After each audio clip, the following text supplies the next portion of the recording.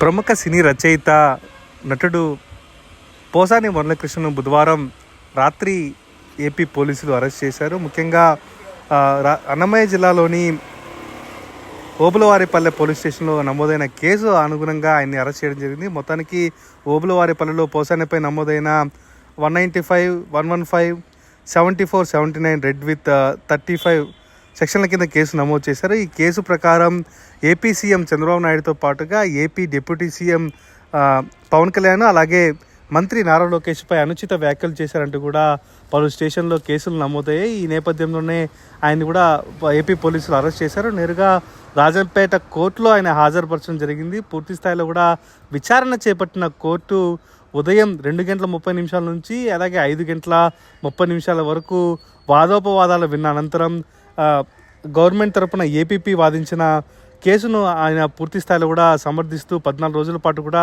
ఆయనకి పోసాని మురళీకృష్ణకు రిమాండ్ విధించడం జరిగింది. ఈ నేపథ్యంలోనే గత 2 రోజులుగా కూడా పోసాని మురళీకృష్ణ రాజంపేట సబ్ జైల్లో ఖైదీగా ఉంటున్న పరిస్థితి అయితే కనిపిస్తూ వస్తుంది. ఈ నేపథ్యంలోనే పూర్తి స్థాయిలో కూడా దీనిపైన సమగ్ర విచారణ జరగాల్సిన అవసరం ఉందని కూడా ఇప్పటికే పోలీసులు కస్టడీ పిటిషన్ కూడా వేయడం జరిగింది. అయితే మొత్తం మీద ఈ అంశంలో ఇప్పుడు ఒక సంచలన విషయం బయటపడిందని చెప్పుకోవచ్చు. రాజంపేట సబ్ జైల్లో ఉంటున్న మురళీకృష్ణకు ఒక్కసారిగా తీవ్ర అస్వస్థతకు గురైనట్టు కూడా మనకు తెలుస్తూ వస్తుంది. ఆయన తీవ్ర ఇబ్బందికి ఎదుర్కొంటున్నాను కూడా మనకి అక్కడ సిబ్బంది చెప్తున్న పరిస్థితి. ఇప్పటికే వైద్య పరీక్షలు నిర్వహించిన అనంతరం నేరుగా రాజంపేట ప్రభుత్వ ఆసుపత్రికి తరలించారు. అక్కడ ప్రత్యేక వైద్య సేవలు అయితే అందిస్తున్న పరిస్థితి. అయితే మొత్తం మీద మురళీకృష్ణ వ్యవహారం మాత్రం ఇప్పటికే సమసిపోయేలా లేదని చెప్పాలి. ఎందుకంటే ఆయన పరిస్థితి తీవ్ర ఆందోళనకరంగా ఉందని కూడా ఇప్పటికే వైద్యులు వెల్లడించడం జరిగింది. ఎలాంటి పరిస్థితులు రాబోతున్నాయి, ఆయనకి ఇప్పటికే ఇన్ఫెక్షన్ ఎక్కువయ్యి విరోచనాలు ఇతర సమస్యలతో పూర్తి స్థాయిలో కూడా బాధపడుతున్నట్టుగా కూడా మనకి వైద్య సిబ్బంది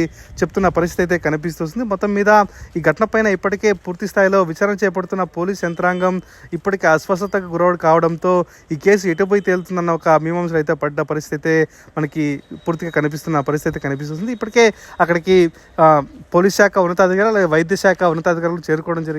పూర్తి స్థాయిలో కూడా ఆయనకి మెరుగైన వైద్యం అందించి ఆయన త్వరగా కోలుకునే విధంగా కూడా చర్యలు చేపట్టాలని కూడా ఆదేశాలు జారీ చేయడంతో అక్కడ వైద్య సిబ్బంది ప్రత్యేక వైద్య ఏర్పాట్లు కూడా చేస్తున్నారని మనం చెప్పుకోవాలి. మొత్తం మీద పోలీస్ శాఖ అధికారులు సైతం భారీ బందోబస్తు నడుమ రాజంపేట ప్రభుత్వ ఆసుపత్రికి చేరుకొని అక్కడ వైద్య సేవలు పర్యవేక్షిస్తున్న పరిస్థితి అయితే మనకి స్పష్టంగా కనిపిస్తూ వస్తుంది. మొత్తం మీద కీలకంగా మనం చెప్పుకోవాలి. ఎందుకంటే గతంలో అధికారంలో ఉన్నప్పుడు పవన్ కళ్యాణ్ పైన అలాగే సీఎం చంద్రబాబు పైన కూడా అనేక మార్లు దురుసుగా మాట్లాడిన పరిస్థితి కనిపిస్తూ వచ్చింది. కొన్ని సందర్భాల్లో విలేకరులు సైతం ఆయన ఇలా మాట్లాడకూడదని కూడా హెచ్చరించిన పరిస్థితి. అయినప్పటికీ ఆయన ఎక్కడా తగ్గకుండా అనుచిత వ్యాఖ్యలు చేయడం, ఇంట్లో వారిపైన అనుచిత వ్యాఖ్యలు చేయడం, వారిని అంతుచూస్తా అంటూ కూడా కొన్ని వ్యాఖ్యలు చేయడం తీవ్ర దుమారం రేగిన పరిస్థితి. అయితే మొత్తం మీద దీనిపైన పూర్తి స్థాయిలో కూడా కొన్ని ఏపీ వ్యాప్తంగా పోలీస్ స్టేషన్లో కేసులు నమోదు కావడంతో ఈయనపైన సమగ్రంగా విచారించేందుకు కూడా ఏపీ పోలీసులు ఆయన్ని అరెస్ట్ చేయడం జరిగింది. అయితే మొత్తం మీద ఆయన ఇప్పుడు ప్రస్తుతం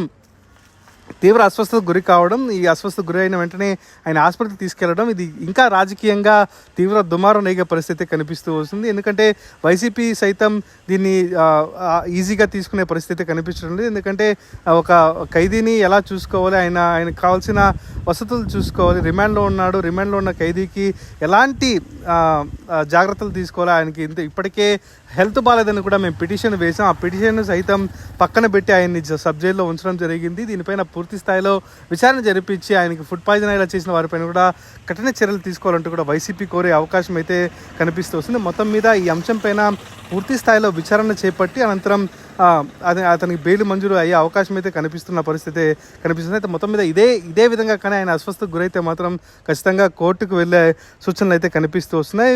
ఎవరైతే పోసాని మురళీకృష్ణ తరపున లాయర్లు సైతం కోర్టుకు వెళ్ళి వాదనను వినిపించే అవకాశం అయితే కనిపిస్తూ వస్తుంది. మొత్తం మీద దీనిపైన పూర్తి స్థాయిలో విచారణ జరిపి విచారణ అనంతరం ఖచ్చితంగా మురళీకృష్ణ ఆరోగ్య పరిస్థితి విషమంగా ఉంది. ఈ విషమం ఉన్న సందర్భంగా ఖచ్చితంగా అతనికి బెయిల్ ఇవ్వాలంటూ కూడా మధ్యంతరంగా కోర్టును ఆశ్రయించే అవకాశం అయితే కనిపిస్తూ వస్తున్నాయి. అయితే మొత్తం మీద ఈ ఘటన పైన పూర్తి స్థాయి వివరాలు మరి కొద్దిసేపట్లోనే వెలువడనున్నాయి. ఆయనకు హెల్త్కి సంబంధించిన బులెటిన్ సైతం ఆసుపత్రి వర్గాలు వెల్లడించే అవకాశం అయితే కనిపిస్తూ వస్తుంది. ఇది ఇక్కడ తాజా పరిస్థితి.